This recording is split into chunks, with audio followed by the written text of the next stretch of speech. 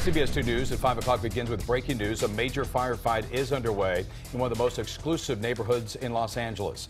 A brush fire threatening multi-million-dollar homes in and around Benedict Canyon. And let's turn now to CBS2's Greg Mills. He is on the ground in Beverly Hills, where homeowners are keeping a close eye on the flames. Greg. And Pat and Jeff, very worried homeowners keeping an eye on that. We're on Ellison Drive right here. As you can see, one ridge over, that is where this fire has been located the entire time. That's Portola Drive and Yoakum Drive. Those areas under evacuation orders. So far, it has burned 32 acres. It could grow to about 60 acres, and we should be getting an update any minute now. We got video for you. This fire started just before 2 p.m. here in Beverly Hills. It is hot here. A slight breeze, too, and heavy, dry vegetation. Lots of trees, lots of bushes, lots of stuff to burn. Because the terrain is so steep, this is another fire they've really battled from the air, dropping Phosgene, the fire retardant, and hitting it hard with water-dropping helicopters, too. Homeowners in this area have been very worried all afternoon. I hear all these fire engines, I'm thinking, what's going on? And then all of a sudden the helicopter's like right above, and I'm thinking, this is not good. So I looked out the window and there was that big black plume of smoke, and I thought, we just moved here a week ago.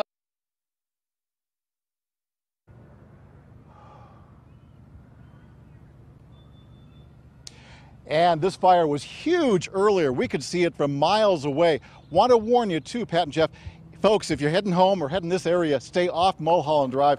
It is really a mess at Beverly Glen and Benedict Canyon. We were backed up for miles trying to get here because of the fire. People trying to get out, some people trying to get here. Homeowners, again, very, very worried. We had a few people coming up and trying to get back home because they're very concerned about their pets. But as you can see, it appears firefighters are making a lot of progress here in Beverly Hills. Back to you two. Okay, Greg, thank you so much. We do have some breaking news on this Portola Fire going on. This is a press conference that has... Everyone tell me when, and we'll be happy to go when you're all ready. Okay. So we're going to give you a brief update on what the fire is doing. I'm Captain Eric Scott with the Los Angeles Fire Department, the lead PIO. And second, we're going to have Council Member Paul Koretz will speak. And then we'll also have Public Information Director of LAPD, Josh Rubenstein. So to give a brief overview, again, this fire broke out just before 2 p.m. Now, we want to give you an idea of where it is. It's a 9800 block of Portola Drive. But as you look here, this is Sunset and this is Benedict Canyon. So as you go north on Benedict Canyon, here's the area where the fire started. And so our main objective is to keep it in a box, so to speak. And that is that we want to keep the fire north of Portola Drive. Okay, we want to keep it west of San Ysidro. We want to keep it south of Yoakum. And then we want to keep it east of Benedict Canyon. So that's our control objective, or box that firefighters are working hard to maintain, keeping the flames within that perimeter. Now the fire is moving from a westward to an eastward direction. We had about a 9-mile-per-hour wind, so it's not too significant. It's moving fairly slow, but remember, this is rugged, steep, and remote terrain. So since the fire is moving in this direction, this is where our evacuations are for the homes that are threatened. So we do have mandatory evacuations, and those are along San Ysidro, right along here. We also have Beeson Drive. We have Milbro Place, Stan Place, and High Ridge Drive. So again, this pink box that we drew is mandatory evacuations. We do not want people in that area, and Director Rubenstein will speak to that more in a moment. Now, just below this, to the south, is what we call a warning area. So the fire may impede this area. We want residents who live in that area to be on warning, to grab your belongings, to be prepared in the event there is a mandatory evacuation. Of course, if there is a mandatory evacuation, we need you to leave.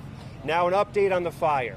We have over 250 firefighters that have been fighting this from the ground and the air. So we have 5 helicopters that are making strategic water drops. They were really starting on the main part of the flank where the homes are to protect those homes. And then we also have 4 fixed-wing aircraft that make retardant drops along the ridge lines where we have natural breaks to keep that fire in the box that we already spoke about.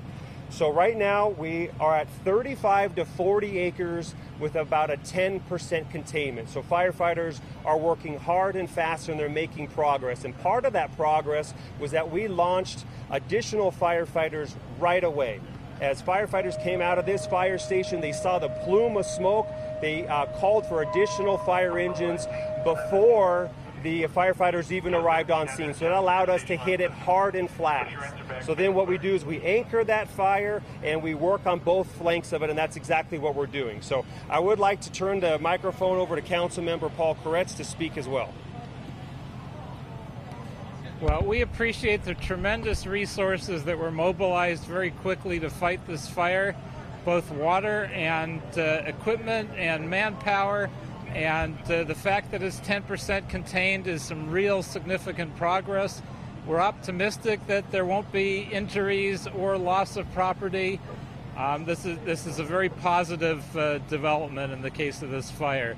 The important message to get out to the public is don't get in the way of our firefighters and their equipment. So if you can avoid Mulholland, if you don't need to be there, don't go on Mulholland. If you don't need to be on Benedict Canyon, don't take Benedict Canyon. And if you don't need to be on the surrounding canyons, Beverly Glen and Coldwater Canyon, don't be there because you're just getting in the way. Also, if you're in the mandatory evacuation area and you haven't left yet, please leave. And if you're in the voluntary evacuation area south of that, be prepared to go, and even smarter, you should probably leave if you can. So we ask for the public's cooperation, and we greatly appreciate our firefighters, both LAFD and all the surrounding resources, and LAPD, which is assisting with the evacuation. Captain Scott, the last hour you were pretty optimistic you'd be able to hold it to 35 to 40 acres. We're at that now. Do you see it growing any further? We do anticipate this to continue to slowly grow. However, we are making good progress. And before we go into more of those questions, let me have Public Information Director Josh Rubenstein briefly talk to the evacuations, because that's an important part. So we'll just slide over a little bit here. Josh Rubenstein with the LA Police Department. All right, good evening, everybody. So we've got about 70 to 75 homes in that, I'll sneak over here, in that warning area.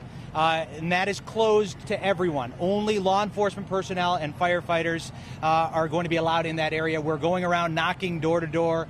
And when we come knocking on the door, it's time to go. And especially when we're talking about these canyon roads, these very congested roads where you can see the big apparatus here. Our partners with the LA Fire Department need to be able to get that equipment in to fight the fire. That is crucial right now. So it is imperative that you listen to the law enforcement personnel when they come in and say it's time to go. For the warning area, that's open to residents, but as you heard from Councilman Koretz here, that it is probably a good idea. If you can leave now, get out of the area so that all of the city folks can do the work that they need to do. There is a lot of work still to be done tonight, and you can see how busy it can get in these roads and how congested it can get. So that's kind of the word from the police department. Captain, a message for the... oh, sorry.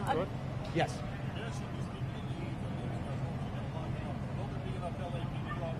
Question about security. Will it be enough for people who are evacuated? Yeah, Pete, that's something we always take into consideration in something like this. We have a good contingent right now of officers from both our Valley Bureau and our West Bureau here, not only to work on mandatory evacuations and knock on those doors, but to also maintain security up here in these neighborhoods. Okay, so there you have it. There's the latest about... At this point, we'll bring you up additional information around the 6 o'clock hour, or if anything breaks between now and then. All right, you've been listening to a press conference from LA City Fire and, of course, LAPD PIO Josh Rubenstein giving us an update on this Benedict Canyon fire. We are told that 35 to 40 acres have burned now. It is 10% contained. There is a mandatory evacuation area, and that would be for homes on San Ysidro, Beeson Drive, Milbo Place, Stan Place, and High Ridge Drive. They're saying if we come knocking on your door, make sure you get out. So they're asking people in those areas to leave right now. Yeah, they were saying 70 to 75 homes within that warning area.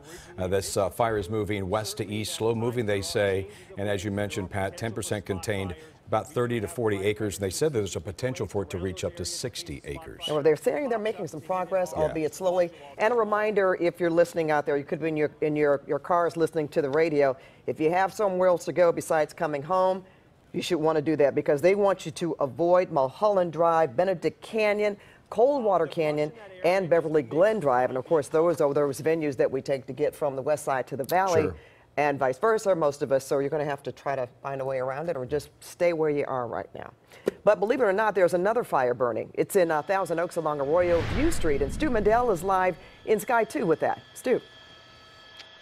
Jeff, there's the fire right there. Pretty good quick response out here by Ventura firefighters. You can see that they've pretty much got all the active flame out, but it did get very close to some homes out here at the 1100 block of Arroyo View Drive. Now, this is a brush response. They do have a helicopter above, and they are calling this a second alarm fire. Right now, though, it does seem like most of these flames are out. No evacuations to anybody in these homes. They said there's plenty of defensible space around these homes, and they're telling these folks just to shelter in place. Right now, though, it does look good for this fire. Live in Sky 2 over the Thousand Oaks area. I'm Stu Mandel. Pat and Jeff, back to you. Okay, thankfully the winds are not very high today, and that's certainly helping out the fire crews out there. We do have more breaking news, another brush fire. This one is happening right now in Chino. And CBS2's Tina Patel is live near that fire. We can see the wind blowing out there, Tina. Whew. Yeah, and the wind is a concern. That's why this fire's already burned about 120 acres. We're on the 71 freeway, and this is where the fire started about 2.5 hours ago. There was a car that was having some mechanical problems, pulled over. Unfortunately, when that car sparked on fire, the brush nearby sparked, and because of the winds, it just took off. If you look over down the hillside, you'll see that the entire side of this hill started burning over towards the eucalyptus trees. But if you look in the distance, the smoke is starting to dissipate, and that is good news. Let's show you a little bit of video shot by drivers earlier this afternoon, and you can see how at one point there was very, very thick smoke as this fire was kind of taking all these eucalyptus trees and everything under its control. Now, the good news is that where we are is by the Prado Regional Park, and so there are no homes in this area. Firefighters say 120 acres have already burned. There is the potential to burn about 200 acres, but they think that because of where it's burning, that it can be contained through both the water drops that we've already seen, the fast check drops, and then the crews on the ground. They think they'll be able to get control of it before it spreads any farther and gets any closer to homes. The one problem, though, is the highways and the commute here in the Inland Empire. The 71 northbound is closed. We are seeing, because of the smoke, backups not only on the 71 but on the 91. So give yourself a lot of time to get home if you're going to be coming through the Inland Empire today with all this smoke. Fire crews do feel pretty good about where the situation is right now, but with these winds, they just never know. So they're going to stay here, continue to do these airdrops, and hopefully get more control of this fire. That's the latest right now in Chino. We'll send it back to you. Tina Patel reporting live for us, and we have Dave Lopez standing by. Is that right? No, we'll continue to monitor these three fires and bring you the very latest updates throughout the newscast here on CBS2. Well, a look back at a wild and dangerous pursuit that ended with the suspects ducking into, then ditching their car at the Glendale Galleria.